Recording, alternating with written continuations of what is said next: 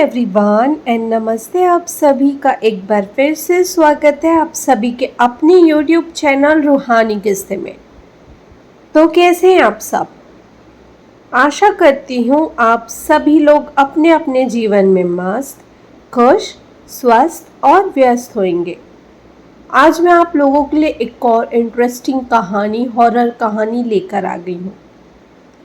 और जो आज की कहानी है ना, वो होने वाली है एक गुड़िया के बारे में। जी हाँ, साधारण है ना नाम।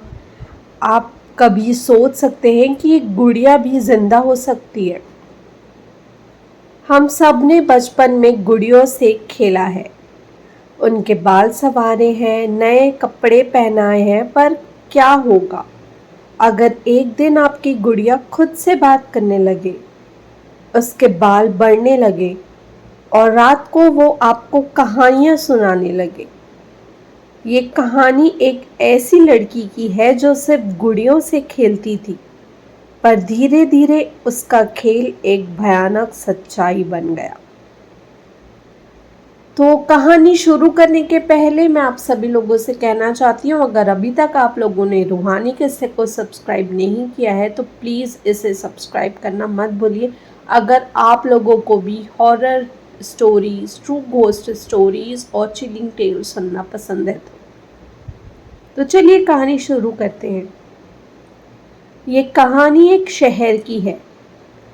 शहर का नाम मैं आप सभी लोगों को नहीं बताना चाहूँगी, ये कॉन्फिडेंशियल है।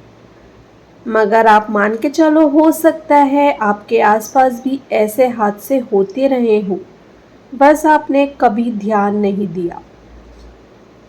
तो शहर के एक मोहल्ले में रहती थी एक छोटी सी लड़की, जिसका नाम था मीशा। वो सिर्फ 8 साल की थी, पर अजीब थी।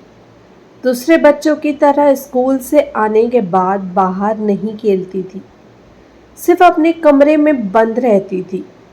और जो सबसे अजीब बात थी, वो सिर्फ और सिर्फ गुड़ियों से खेलती थी।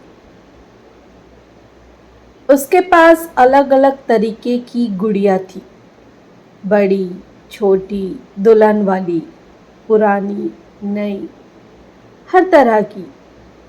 पर एक गुड़िया थी जो उसके सबसे करीब थी। एक होता है ना फेवरेट खिलौना बच्चों का, वो गुड़िया थी एक पुरानी वुडन डॉल जो उसको एक मेले से मिली थी। मीशा के माँ पापा को ये बात समझ नहीं आई कि वो सिर्फ उसी गुड़िया को इतना पसंद क्यों करती थी। और फिर शुरू हुई अजीब बातें।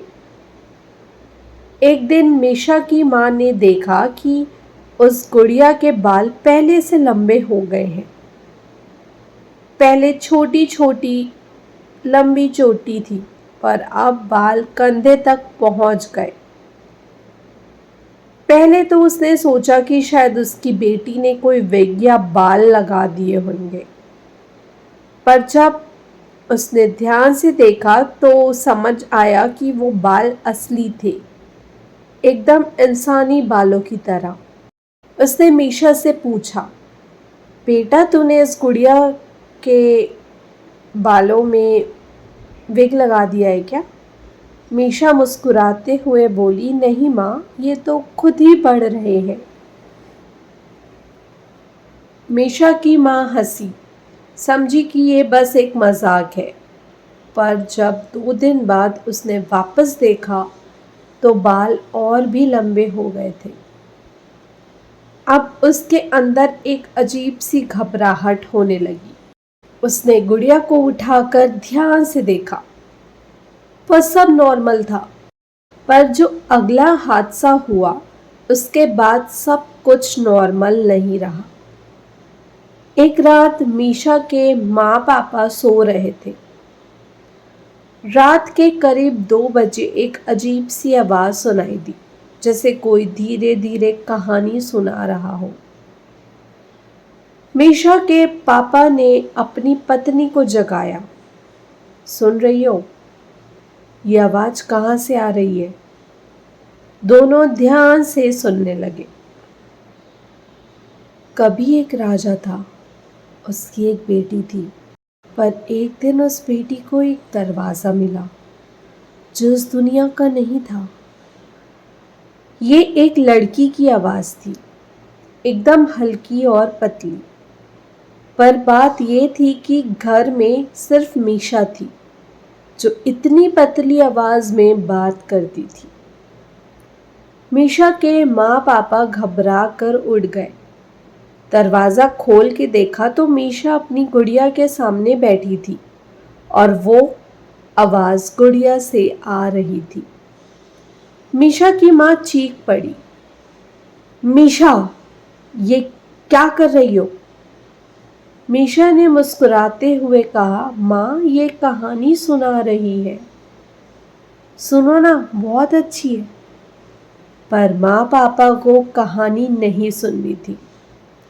उनका दिमाग अब बस एक ही चीज़ सोच रहा था कि एक गुड़िया कहानी कैसे सुना सकती है।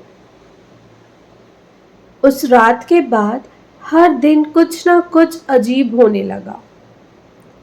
मीशा की आदतें बदलने लगी।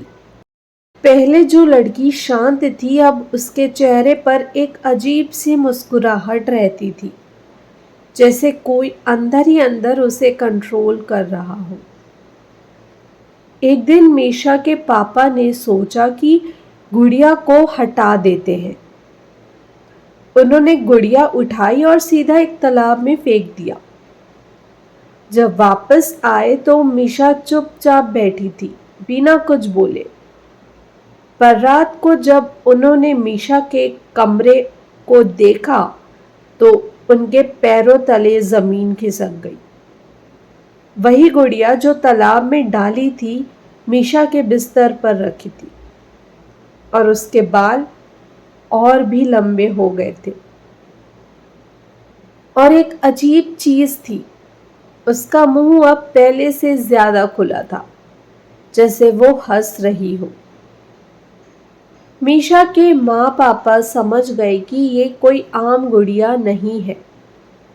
उन्होंने एक तांत्रिक को बुलाया जो जांच करने लगा। तांत्रिक ने कहा, यह सिर्फ एक गुड़िया नहीं, ये एक आत्मा का घर है। ये जो कहानियां सुनाती है, ये इस आत्मा की जिंदगी की कहानी है। मीशा के माँ पापा घबरा गए और डर के मारे तांत्रिक से पूछे कि अब क्या करें। तांत्रिक ने कहा, इस गुड़िया को जलाना होगा, पर यह आसान नहीं होगा क्योंकि ये आत्मा छोड़ने को तैयार नहीं है। अगली रात एक हवन किया गया और तांत्रिक ने मंत्र पढ़ना शुरू किया। जैसे जैसे मंत्र पढ़े जाने लगे, घर के अंदर चीजें हिलने लगी। मीशा जोर से चीखी, जैसे कोई उसके अंदर से निकल रहा हो। जब गुड़िया को जलाया गया तभी मीशा बेहोश हो गई और जब आग बुझी तब सब नॉर्मल हो गया। मीशा होश में आई पर उसे कुछ याद नहीं था, जैसे पिछले कुछ महीने उसकी यादों से मिटा दिए गए हों। मीशा अब ठीक हो चुकी है, पर एक चीज अजीब थी। मीशा के बाल जो पहले छोटे थे, सिर्फ कंधे तक आते थे, अब वो उसके होश में आने के बाद अचानक से लंबे हो गए हैं। तो ये सिर्फ गुड़िया का खेल था या कुछ और? आप क्या सोचते हैं? मुझे कमेंट में ज़रूर बताइएगा। और आज की कहानी इतनी ही थी। अगर आप सभी को ये कहानी अच्छी लगी हो तो इस कहानी को एक लाइक और मेरे चैनल को सब्सक्राइब करना मत भूलिएगा। और अगर आप लोगों के पास भी कोई हॉरर कहानी किस्से हैं तो आप सभी लोग मुझे इंस्टाग्राम में कनेक्ट कर सकते हैं। मेरे इंस्टाग्राम के पेज का लिंक मेरे यूट्यूब चैनल के डिस्क्रिप्शन में मेंशन है और मैंने कमेंट बॉक्स में भी पिन करके रखा हुआ है। तो चलिए, आप सभी लोगों से कल फिर से मुलाकात होगी एक और कहानी के साथ। तब तक के लिए bye bye, take care and thank you for watching.